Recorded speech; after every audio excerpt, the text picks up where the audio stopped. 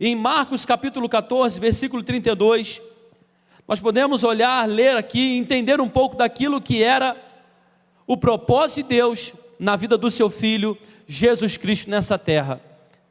E esses 3 dias de silêncio, foram 3 dias, eu creio, querido, que abalou a estrutura de Jerusalém, que abalou a estrutura dos próprios discípulos de Jesus, porque ele chama 12 discípulos para estar ao seu lado. E se você for observar, no momento da crucificação, no momento que Jesus foi levado para o Gólgota, nenhum deles estavam presentes, estavam ali. Tanto é que quando Jesus estava carregando a cruz, ele não estava aguentando o peso daquela cruz. E o que acontece? Pegam alguém no meio da multidão, um homem chamado Simão, e colocam Simão para carregar aquela cruz. E Simão teve prazer, teve orgulho, se alegrou por poder carregar a cruz de Cristo Jesus. Porque eu creio que para mim, se Jesus chama 12, no momento que ele mais precisava era para os 12 estar perto. Correto, igreja? Amém? Era o certo, mas não. Todos eles se afastaram. Todos eles, no momento que mais Jesus precisou, nós lemos no texto, eles estavam dormindo. Jesus foi e alertou, voltou para orar. Quando voltou, eles estavam dormindo de novo. Jesus foi orar, pela 3ª vez Jesus volta, eles estavam ali dormindo de novo. E Jesus chama a atenção deles. Talvez você entrou aqui, querido, e você tem dormido espiritualmente. Você está dormindo, você não tem enxergado tudo aquilo que Jesus está fazendo ao seu redor. Você não está enxergando aquilo que Deus tem para a tua vida. Mas eu creio que nessa noite você vai sair daqui com os teus olhos abertos, acordado para aquilo que Deus tem para a tua vida. Eu creio nessa noite em nome de Jesus. O versículo de número 34, Jesus pede vigilância e oração. Vigiai e orai. A importância de estarmos orando, amados, a importância de estarmos buscando ao Senhor em oração e vigiando também. Tem gente que ora demais, tem gente que vigia demais, precisa estar na balança. É vigiai e orai, para que não entreis em tentação. E eu olho para esses 3 dias de silêncio e vejo os discípulos desesperados. Jesus deixou bem claro: eu vou morrer, é necessário que eu morra, para que no 3º dia eu venha ressuscitar. Acontece, Jesus é crucificado, mas os discípulos ignoraram a palavra do Senhor, ignoraram a verdade da palavra de Deus. A história poderia ser muito diferente para esses discípulos. Eles poderiam ficar marcados na história como aqueles que estavam do lado de Jesus, a todo momento, mesmo entendendo que Jesus seria crucificado. Você olhou aqui, não sei se você percebeu, Pedro. Perguntaram para ele: você conhece? Você é um deles? Ele falou: não. Ele nega Jesus 3 vezes. A atitude de Pedro é para chamar nossa atenção. Pedro andou com Jesus, Pedro viu milagres que Jesus tinha feito. Pedro almoçava, jantava, lançava com Jesus. Mas no momento que Jesus mais precisou de Pedro, ele nega. Ele diz que não conhecia. E muitos de nós somos assim, querido. Na hora do pecado, a gente anula a palavra de Deus, a gente finge que não conhece ao Senhor. Na hora do prazer da carne, a gente anula, a gente afasta do Senhor, a gente diz: não, eu não conheço. Apenas por prazeres momentâneos. Pedro negou Jesus, porque ele estava com medo de ser preso. Pedro, ele nega Jesus, com medo de ser levado para a cruz também junto com ele. Pedro não tinha entendido ainda o real sentido de servir a Jesus. Ele não tinha entregado o seu coração verdadeiramente para Jesus. Tanto é que quando nós olhamos para Judas, aquele que traiu com um beijo, foi encenado aqui também. Judas, ele não suportou tamanha angústia que estava dentro do peito dele. Ele poderia ter esperado, ele poderia ter se arrependido, ele poderia ter pedido perdão, assim como Pedro pediu depois, mas não. A angústia tomou conta do coração dele e ele tira a sua própria vida, porque ele achava que ele era indigno do perdão. Ele olhava para si mesmo e achava: não sou digno de perdão, porque eu entreguei o mestre com um beijo, eu traí, eu roubei ao Senhor. Eu creio que nessa noite nós precisamos refletir sobre esses 3 dias de silêncio na terra.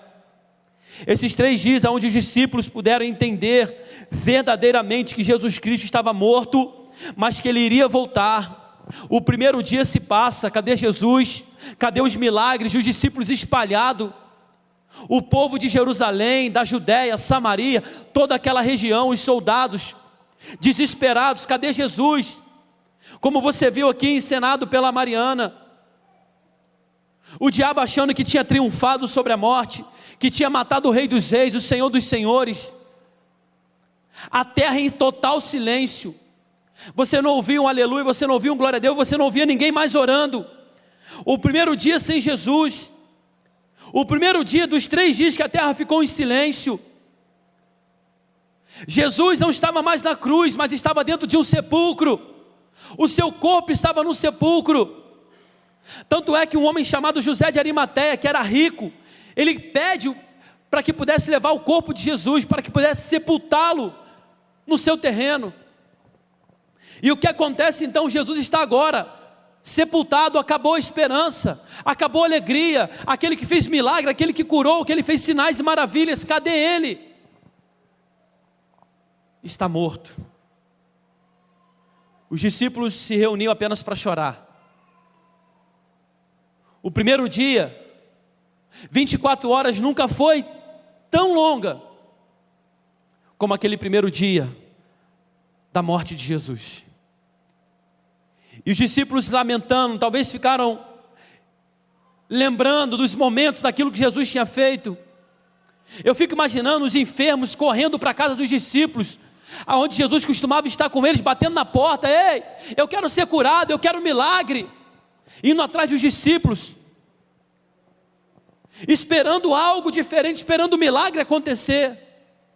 Mas a única coisa que eles recebiam dos discípulos era a triste notícia: ele não está mais entre nós.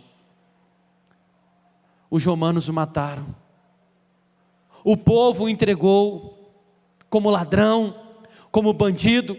Eles pediram para soltar Barrabás e prender Jesus. Os discípulos sem esperança, a terra sem esperança. Quantos talvez estão aqui nessa noite e não passam por dias assim? Acha que não tem mais milagre, acha que Jesus está morto, acha que Ele não está olhando para você, acha que não tem mais livramento, se encontra sem forças, frustrados, se comportando como os discípulos. Vem ao culto, sente a presença dEle, adora o nome dEle, mas quando Ele diz que vai acontecer algo, e esse algo acontece, fica desacreditado, perde a esperança. Os discípulos estavam sem um futuro, sem uma perspectiva, a fé estava fraca. Mas espera aí, Ele falou que era necessário acontecer: o Filho do Homem será crucificado, eu vou morrer, mas creio, ao terceiro dia eu vou ressuscitar, ao terceiro dia eu vou vencer a morte. Sabe qual era o único problema dos discípulos, querido? Que eles andavam com Jesus, mas eles não estavam com Jesus. Eles viam os milagres que Jesus estava fazendo, mas eles não vivenciaram os milagres que Jesus estava fazendo. Jesus ainda disse para eles: olha só, se vocês creem, obras maiores ainda vocês irão fazer. Fazer mais obras do que Jesus fez, querido, é pela fé, é crendo em quem estava ali. Talvez a única coisa que tinha na mente dos discípulos nesse primeiro dia da morte de Jesus, a única coisa que estava na memória daqueles discípulos eram os milagres, eram as boas ações, eram as palavras de Jesus martelando na mente deles: eu vou voltar, eu vou voltar. Mas você está diante de pessoas, diante de homens que andaram, que ouviram, que vivenciaram, mas que na hora que era para acreditar, queridos, eles não acreditaram. Na hora que era para se lançar, eles não se lançaram. Vamos lá, o primeiro dia se passou sem Jesus na terra. O primeiro dia do silêncio. Não veio anjo do céu, não veio Espírito Santo, não veio nada. Jesus estava dentro do sepulcro, na mente dos discípulos, sepultado. Chega o segundo dia. A esperança daqueles discípulos, querido, a cada minuto, a cada segundo que se passava, a tristeza ia aumentando, a angústia ia aumentando, o desejo de ter feito mais, porque assim, quando alguém morre, a gente fala: a gente poderia ter feito mais, eu poderia ter amado mais, eu poderia ter beijado mais, eu poderia ter obedecido mais. E o sentimento daqueles discípulos era um sentimento que Jesus não estava mais ali, mas era um sentimento: eu poderia ter feito mais alguma coisa. Estamos sem forças, estamos frustrados. Não tem um na Bíblia que você olha assim, não, mas esse aqui estava cheio de fé, porque ele estava acreditando que Jesus Cristo iria ressuscitar. Não. Não encontramos um. De 11 agora, porque um já tinha tirado a sua própria vida. 11 discípulos em aperto, 11 discípulos frustrados, 11 homens chorando. O que mais poderia acontecer? Um silêncio como o silêncio que está aqui agora. Um olhava para o outro. E agora? Já estamos no segundo dia, cadê ele? Talvez o outro falava assim, não, mas são 3 dias, mas não, ele pode vir a hora que ele quiser. Ele pode ressuscitar porque ele é poderoso. E um olhava para o outro sem esperança, desacreditado. Mas espera aí, lembra daquela palavra que ele disse que nós iríamos fazer obras maiores do que ele? Lembra daquela palavra que ele disse, se nós crermos, veríamos a glória de Deus? Lembra daquela palavra que ele disse que era para a gente orar pelos enfermos, que nós iríamos dar continuidade àquilo que ele nos ensinou? E agora Pedro? E agora Tiago? E agora João? E agora? Qual o caminho, qual o rumo que nós vamos tomar? E os enfermos batendo na porta dos discípulos. E a multidão procurando saber o que aconteceu, cadê ele? Porque ninguém melhor do que dar a informação de Jesus do que os discípulos. Mas agora até eles não sabiam o que ia acontecer. A incerteza, a insegurança era o pior sentimento que tinha naquele momento. Eles tinham tudo para fazer uma história diferente, mas eles desacreditaram. Conheceram Jesus, andaram com Jesus, viram milagres com Jesus, mas agora cadê Jesus? Sem Jesus a situação era diferente. Sem Jesus o negócio era diferente, mas peraí, Jesus falou, eu vou ter que ir para o Pai, vocês vão dar continuidade, mas cadê a continuidade? Cadê a fé para prosseguir? Cadê a força para continuar? Talvez você se encontre aqui nessa noite, você tenha conhecido Jesus, você um dia andou com Ele, você um dia viu Ele fazendo milagre na tua vida, mas hoje você se encontra no silêncio, você se encontra como nesses 3 dias de silêncio na terra, não tem visto mais nada acontecer, não tem acreditado mais em Jesus. Mas nessa noite eu quero deixar uma palavra no teu coração de Romanos capítulo 8, versículo de número 18, porque para mim eu tenho por certo que os sofrimentos desse tempo presente não podem ser comparados com a glória que há de ser revelada. Deus tem glória para se revelar, querido, nessa noite sobre a minha vida e sobre a tua vida. Talvez os problemas, as perturbações, a incredulidade tem tomado conta do teu coração, mas que nessa noite você venha crer no Senhor. Esse silêncio vai acabar, você vai começar a ouvir a voz dEle nessa noite, você vai começar a seguir os planos e os projetos dEle para a tua vida. Chega o terceiro dia, e o terceiro dia eu fico imaginando que foi um dos dias mais angustiantes. Discípulos reunidos, conversando sobre Jesus, falando sobre Jesus, os comentários, talvez a multidão ali na porta dos discípulos, e o dia vai amanhecendo. O terceiro dia vem amanhecendo, e quando eles percebem já estava de manhã, porque alguém angustiado não dorme, alguém angustiado não come, alguém angustiado espera por uma boa notícia. E a notícia que eles aguardavam era que Jesus Cristo iria ressuscitar, porém estavam desacreditados disso. Se você olhar na palavra do Senhor, nós lemos aqui pela manhã, quem foi de fato ver se Jesus tinha ressuscitado foi uma mulher, não foi um discípulo. Foram mulheres que foram até o sepulcro de Jesus, porque os homens estavam desacreditados. E aquelas mulheres chegam até o sepulcro no terceiro dia, e o sepulcro se encontrava vazio, e um anjo aparece para aquelas mulheres dizendo: Ele ressuscitou, porque procura dentre os mortos aquele que vive. O terceiro dia se cumpriu, Jesus Cristo ressuscitou, vive está entre nós. Aquela mulher elas voltam correndo para sua casa, onde os discípulos se encontravam reunidos, dizendo: Ele ressuscitou, vive está.